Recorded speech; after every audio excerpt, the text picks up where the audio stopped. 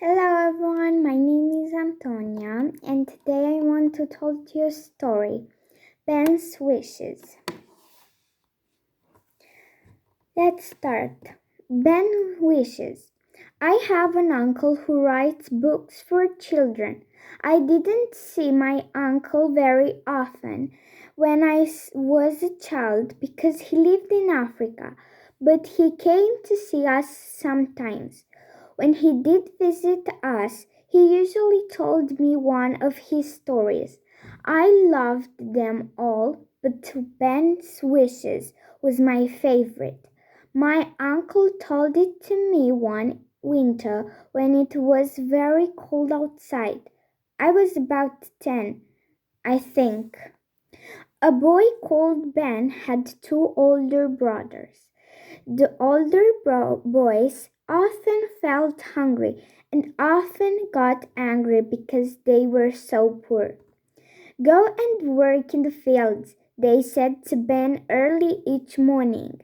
Then bring home some vegetables and make an enormous bowl of soup for our dinner. Ben always answered in the same way. But I want to go to school and learn all about the world.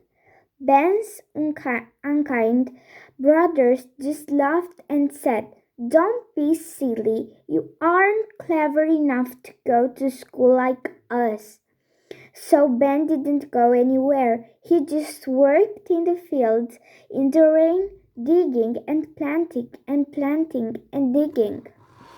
One really cold morning, Ben was planting some onions when he saw an old silver cup on the ground. He picked it up, sat down under a tree, and cleaned it with his scarf. Then, very carefully, he put it down on the grass next to his rucksack.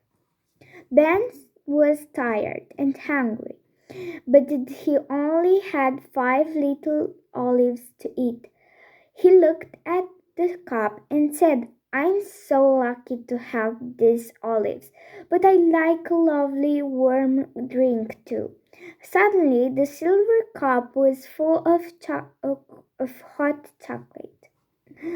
Ben was very surprised. He drank it all, but he still felt cold. He looked down at his old jacket and at the cup again and said, I'm so lucky to have a jacket, but there are hundreds of holes in it. I wish I could have a new coat. A wonderful coat made of wool suddenly appeared from somewhere in the sky. Now Ben was really surprised. He put it on. It felt soft and warm. Then he opened a little book that belonged to one of his brothers. Ben looked at the cup one more time and said, I'm so lucky to have one book to read, but I'd like 100 more books so I can learn all about the world, please. Suddenly, 100 books fell from between the leaves in the tree above him. Ben couldn't believe it. He was so pleased. He laughed and laughed, put the old cup in his pocket, carried the books home, sat down by the fire, and read them all. When Ben's older brothers came in through the door, Ben was still reading. They were angry. Where's our dinner? Where's our vegetable soup? They shouted. Ben looked up and said, I found an old cup in the field today. I think it understands about wishes. It gave me a hot chocolate, a warm coat, and 100 really interesting books. I'm learning all about the world.